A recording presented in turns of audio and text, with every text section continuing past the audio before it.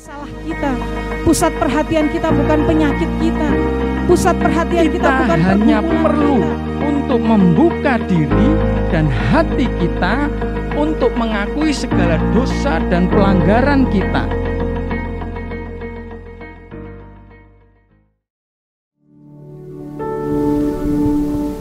Shalom Bapak Ibu Saudara yang dikasihi Tuhan Yesus Kristus. Pada kesempatan hari ini kita tetap bersyukur kalau kita masih bisa beribadah di tempat ini, masih bisa memuji dan memuliakan nama Tuhan. Kita percaya dimanapun kita berada, Allah hadir bersama-sama dengan kita. Mari sama-sama kita nyatakan kerinduan kita seperti rusa yang haus. Dan kita naikkan pujian ini dengan sungguh-sungguh. Kita serahkan setiap hati kita kepada Tuhan. Haleluya Yesus.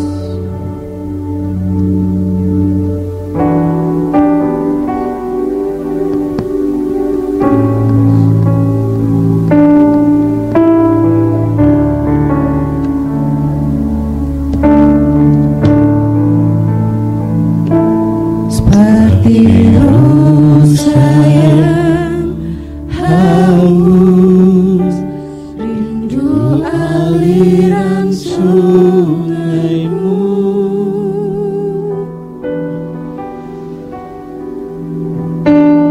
Hatiku tak tahan menunggumu.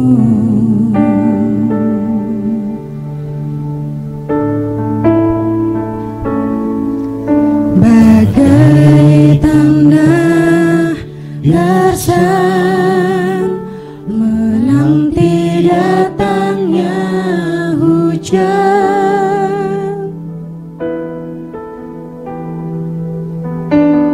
begitupun jiwaku Tuhan.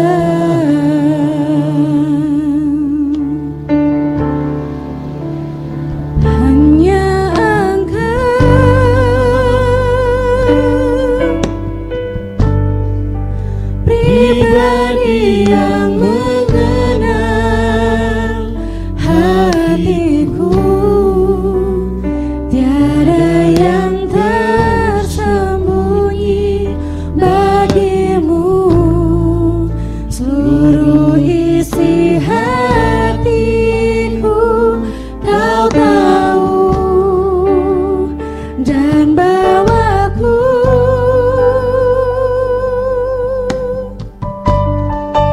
lebih dekat lagi padamu, tinggal dalam indahnya dekapan kasih-Mu. Kita ulang pujian dari awal. Seperti rusa yang haus, seperti rusa yang haus, rindu aliran sungaimu.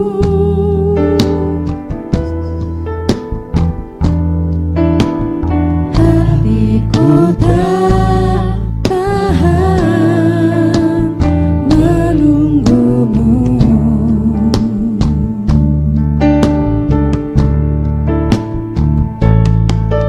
Bagai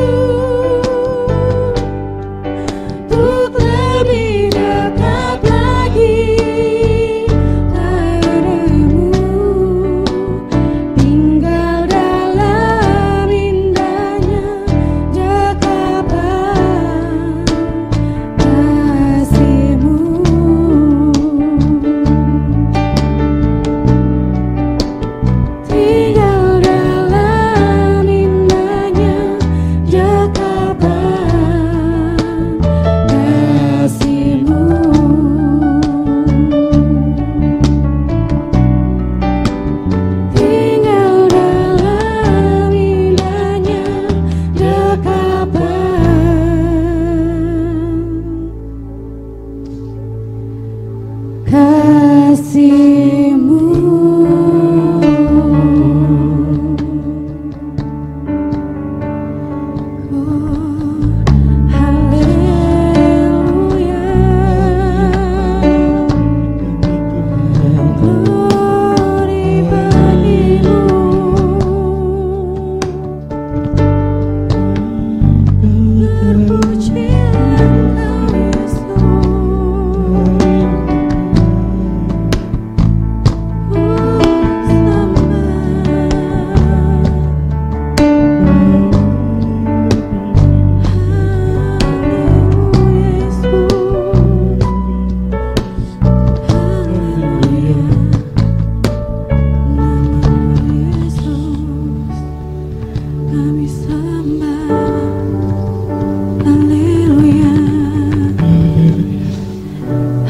Terima kasih Tuhan Yesus. Terima kasih untuk kesempatan yang indah ini Tuhan.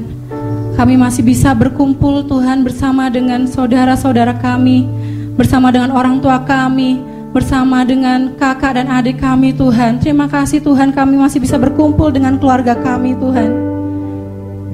Terima kasih Tuhan untuk ibadah yang indah ini Tuhan.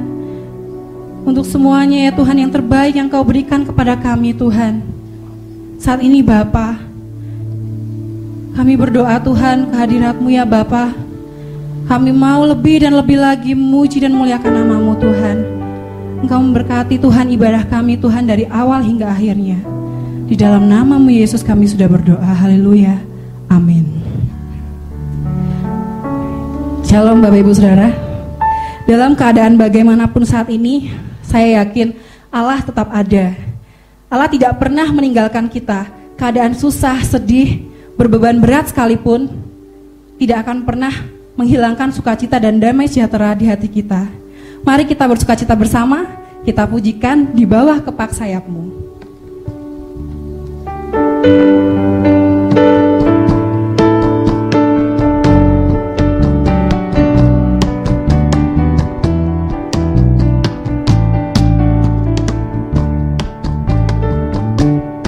Aku ingin selalu berada di hadirat-Mu. Aku ingin selalu berlindung dalam naungan-Mu, di bawah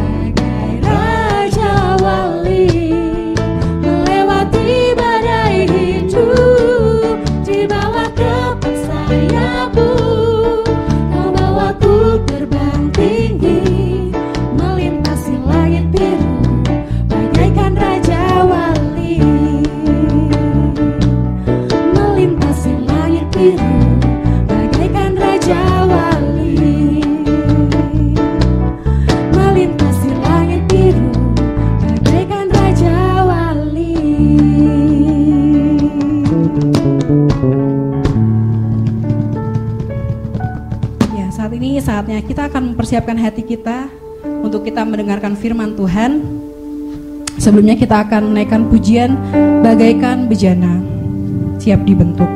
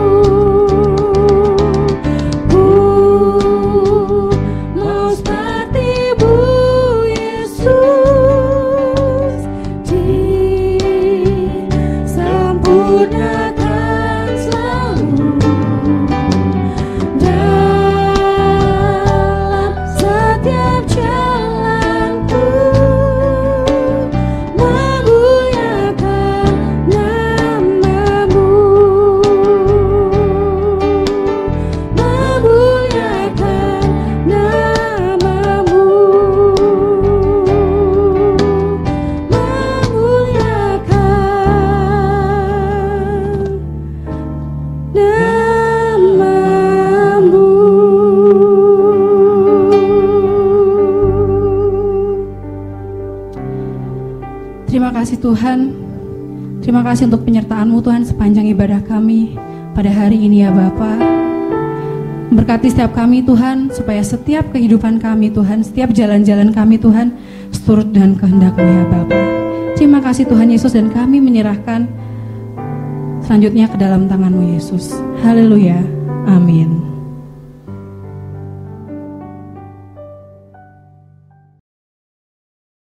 Salam sidang jemaat yang dikasih Tuhan, selamat pagi. Wah, kita ini sudah suwera jamu ya.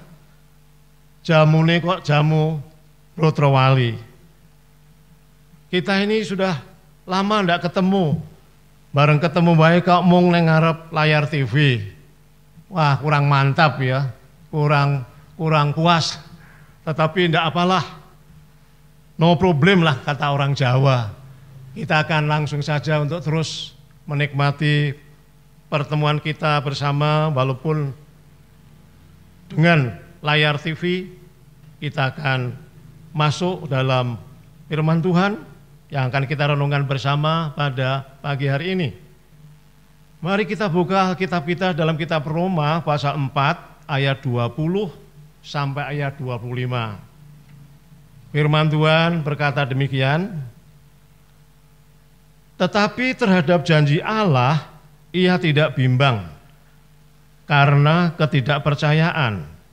Malah ia diperkuat dalam imannya dan ia memuliakan Allah dengan penuh keyakinan bahwa Allah berkuasa untuk melakukan apa yang telah ia janjikan. Karena itu hal ini diperhitungkan kepadanya sebagai kebenaran.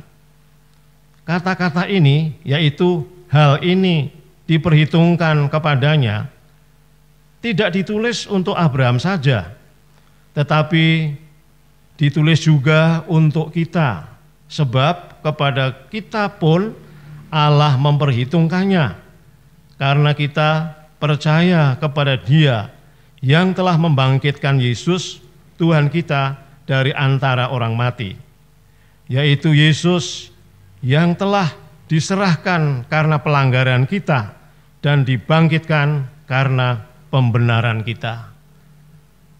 Firman Tuhan yang akan kita renungkan pagi ini, Bapak Ibu sekalian yang dikasihi Tuhan, masih ada hubungannya dengan peristiwa Paskah yang baru saja kita rayakan bersama dari awal bulan ini, tentang kematian dan kebangkitan Tuhan kita.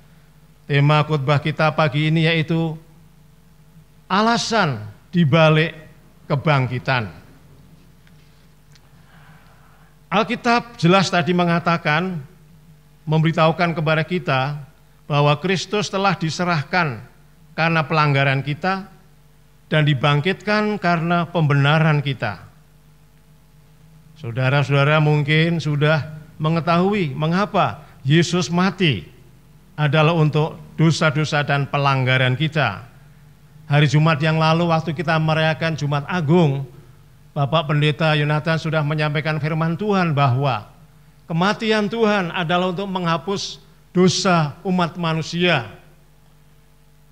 Dan kematiannya di atas kayu salib itu menjadi jaminan bahwa ampunan dosa akan didapatkan bagi mereka yang percaya kepada Yesus.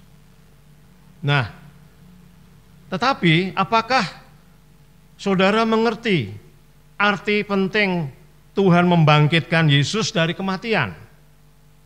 Ini beda ya, memang kematiannya itu membawa atau memberikan pengampunan kepada setiap orang yang percaya kepadanya. Tapi kebangkitannya menurut firman Tuhan adalah itu karena untuk menggenapi pembenaran Allah bagi mereka yang percaya. Biarkanlah saya memberikan suatu ilustrasi untuk membantu kita memahami arti penting kebangkitan Yesus. Katakanlah, saudara sedang tinggal di sebuah negara asing, di mana negara itu mempunyai hukum yang sangat dijunjung tinggi. Suatu hari Anda melanggar suatu hukum yang utama di negara itu, Anda lalu memohon pengampunan kepada rajanya. Dan raja itu berkata kepada saudara, peraturan adalah peraturan. Saya tidak dapat memberikan keringanan kepada Anda.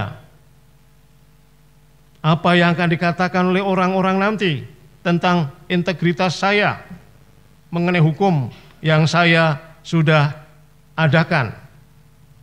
Tetapi jika Anda dapat menemukan pengganti untuk menerima hukuman Anda 12 bulan, 1 tahun, masuk penjara, saya akan mengizinkannya. Karena anugerah Tuhan, saudara menemukan seorang yang bersedia menjadi pengganti saudara. Dia masuk penjara menggantikan saudara. Dan saudara tidak akan bertemu dengan dia untuk beberapa waktu. Hari, minggu, bulan, terus berlalu. Sekarang, bagaimana atau kapankah Anda akan tahu bahwa kejahatan Anda sudah dibayar penuh? Kapankah Anda akan mampu beristirahat dengan tenang jika mengingat kejahatan Anda itu? Sekarang, bagaimana atau kapankah saudara akan tahu bahwa kejahatan saudara sudah dibayar penuh? Kapankah saudara akan mampu beristirahat dengan tenang jika mengingat kejahatan dan pelanggaran Anda di masa lalu itu? Baru saat Anda melihat pengganti Anda tadi bebas kembali tentunya. Saat saudara melihatnya keluar dari penjara, saudara akan tahu bahwa hukuman sudah sepenuhnya dijalani. Saudara akan tahu bahwa saudara sudah dibenarkan dan tidak seorang pun yang dapat mendakwa saudara untuk kejahatan masa lalu saudara. Saudara tidak akan lagi menjadi takut terhadap raja atau penjaga-penjaganya akan mengejar-ngejar saudara. Karena saudara tahu bahwa orang yang dihukum ganti saudara sekarang sudah bebas. Saudara yang terkasih, Yesus adalah pengganti saudara dengan membayarkan hutang yang tidak dapat saudara bayar. Di kayu salib, Ia mati untuk dosa-dosa dan pelanggaran saudara. Di kayu salib Dia sudah menanggung hukuman yang seharusnya saudara tanggung. Di kayu salib Yesus menanggung dosa-dosa seumur hidup saudara. Tuhan sudah menanggungkan semua itu ke atas Yesus dan kemudian menghukum Yesus untuk setiap dosa itu sampai Tuhan merasa puas.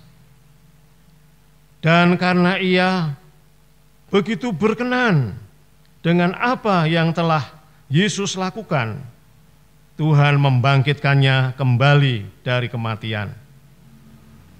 Hari ini kubur Yesus tetap kosong. Dia tidak ada di sana karena Dia telah bangkit. Kebangkitan dan kubur kosongnya akan selamanya menjadi jaminan bagi kita bahwa kita telah sepenuhnya dibenarkan. Saudara tidak usah lagi khawatir pada penghakiman Tuhan atas dosa-dosa Anda. Keadilannya ada di pihak Anda. Nah, sebetulnya alasan Tuhan membangkitkan Yesus dari kematian itu karena untuk pembenaran kita sebagai orang yang berdosa. Karena Yesus yang sudah menggantikan tempat kita untuk dia dijadikan dosa. Firman Tuhan mengatakan dalam kitab 2 Korintus pasal 5 ayat 21, Dia yang tidak mengenal dosa, tetapi telah dibuat menjadi dosa karena kita, supaya di dalam Dia kita dibenarkan oleh Allah. Jadi kita yang sudah sungguh-sungguh percaya kepada Yesus sebagai Tuhan dan Juru Selamat kita, kita dibenarkan oleh Allah. Saudara dan saya menjadi benar di hadapan Allah. Jadi kita adalah orang benar. Tetapi memang ini sulit dimengerti untuk sebagian orang percaya, untuk sebagian orang Kristen. Ada seorang jemaat yang bertanya kepada pendetanya tentang kebenaran ini. Dia bertanya, "Om, saya kok malah bingung ya Om ya? Saya tidak mengerti. Bagaimana saya benar jika saya telah melakukan banyak kesalahan?" Lalu pendeta itu menjawab, "Engkau benar sebab engkau dibenarkan." Cobalah kita berpikir sebentar. Pikirkanlah hal ini. Yesus yang tidak mengenal dosa menjadi dosa karena kita. Yesus tidak mengenal dosa, tidak melakukan dosa, dan di dalam Dia tidak ada dosa. Tetapi di kayu salib, Yesus menerima dosa kita dan menjadi dosa karena kita. Begitu juga kita, yang sebelumnya adalah orang-orang berdosa, tidak mengenal kebenaran, tidak melakukan kebenaran, dan di dalam diri kita tidak ada kebenaran. Tetapi di kayu salib kita menerima kebenarannya dan dibenarkan dalam namanya. Oh, ini adalah satu hal yang menakjubkan, bahwa di kayu salib ada pertukaran ilahi yang terjadi, dan pertukaran ilahi ini adalah inisiatif dari Allah yang penuh kasih itu. Yesus mengambil tempat kita sehingga kita dapat mengambil tempatnya. Yesus tidak layak untuk dijadikan dosa, tetapi Dia dijadikan dosa sebagai ganti kita. Kita tidak layak untuk dibenarkan, tetapi kita dibenarkan karena kita menerima kebenarannya. Betapa hebatnya kabar baik ini tentang kasih Tuhan yang menyelamatkan kita dan yang membenarkan kita melalui pengorbanan putranya mati di atas kayu salib. Jadi kita harus percaya apa yang dikatakan firman Tuhan. Tadi ayat pembacaan kita tadi di depan adalah tentang Abraham. Percaya kepada Tuhan, percaya kepada firman Tuhan. Kepercayaan Abraham kepada firman Tuhan itulah yang dihisapkan oleh Allah sebagai kebenaran. Memang menakjubkan untuk anugerah kebenaran yang Tuhan berikan kepada kita. Itu adalah bukan karena perbuatan kita, tapi karena pemberian Allah. Jadi, saudara adalah orang benar di hadapan Allah karena iman saudara kepada Yesus. Pujilah nama Tuhan. Itulah alasan mengapa Allah membangkitkan lagi Yesus yang sudah mati. Firman tadi mengatakan bahwa di dalam ayat yang sudah kita baca tadi mengatakan bahwa oh haleluya, yaitu Yesus yang telah yaitu Yesus yang telah diserahkan karena pelanggaran kita dan dibangkitkan karena pembenaran kita. Kalau kita percaya kepada firman Tuhan, apapun yang dikatakan oleh firman Tuhan dan kita percaya, itu Tuhan mengisapkan sebagai kebenaran. Memang agak sulit kita merenungkan bagaimana saya orang benar, padahal saya orang yang banyak melakukan kesalahan. Ingat Bapak Ibu bahwa kita benar karena kita dibenarkan. Seperti ayat yang sudah sering kita baca bersama-sama, Yesus yang tidak mengenal dosa, tetapi dijadikan dosa karena kita, supaya di dalam Dia kita dibenarkan. Tuhan kiranya memberkati dengan apa yang kita renungkan bersama pada pagi ini, dan saudara tidak akan pernah ragu sedikit pun bahwa memang saudara adalah orang benar di hadapan Tuhan. Karena Tuhan sekarang waktu Dia melihat kita, Tuhan selalu melihat kita melalui lensa salib putranya. Di sana Bapa melihat ada darah Yesus yang tercurah, ada karya sempurna yang putranya sudah lakukan untuk menjadi penebusan bagi dosa-dosa kita, supaya kita dibenarkan di hadapan Allah. Dengan begitu sebetulnya Allah itu adil, Dia menggenapi apa yang difirmankannya, dan apa yang difirmankan itu memang sungguh-sungguh benar. Jadi kita adalah orang benar di hadapan Tuhan. Itulah alasan mengapa Yesus dibangkitkan. Itu adalah alasan dibalik kebangkitan Yesus, di mana kita baru sedang merayakan hari kematiannya sekaligus kebangkitannya dalam beberapa waktu yang sudah kita lewati. Tuhan memberkati saudara sekalian. Amin. Mari kita berdoa. Bapa di surga, terima kasih Tuhan buat firman-Mu pada pagi hari ini, bahwa Yesus diserahkan dan dikorbankan untuk yaitu pengampunan dosa. Dan Dia dibangkitkan untuk pembenaran kita sebagai orang yang percaya. Kami tidak akan pernah meragukan apapun yang Tuhan firmankan kepada kami mengenai kedudukan kami yang benar itu di hadapan-Mu. Karena memang itu sesungguhnya apa yang Tuhan sudah lakukan. Karena kami tahu bahwa pengorbanan Yesus adalah pengorbanan yang sempurna, satu kali, untuk semua dosa, dan untuk selamanya kami menerima apa yang kami yakini. Sekarang ya Bapa di surga, kami mau pulang, berpisah satu dengan yang lain. Berkatilah sidang jemaat-Mu selanjutnya, sebagai orang-orang benar, biar mereka menjaga hidupnya betul-betul sebagai orang yang sudah dibenarkan karena anugerah Tuhan. Sebagai anak-anak Tuhan yang sudah dijadikan ciptaan baru, mereka harus meyakini itu. Walaupun mereka kadang-kadang masih bisa berbuat salah, tetapi kebenaran itu tidak akan pernah Engkau ambil kembali. Karena kebenaran yang kami miliki adalah kebenaran Kristus, bukan kebenaran kami sendiri. Tuhan kiranya berkat-Mu menyertai mereka sekalian, dimanapun mereka berada. Tuhan berkati usaha mereka, pendidikan mereka, mata pencaharian mereka, dan hidup mereka setiap hari. Biarlah Engkau berkati selalu, dan mereka selalu ingat bahwa oleh anugerah Tuhan kami dibenarkan oleh Allah. Dalam nama Yesus kami mengucap syukur. Terima kasih Tuhan. Haleluya. Amin. Masalah kita, pusat perhatian kita bukan penyakit kita, pusat perhatian kita bukan hanya pergumulan perlu kita. Untuk membuka diri dan hati kita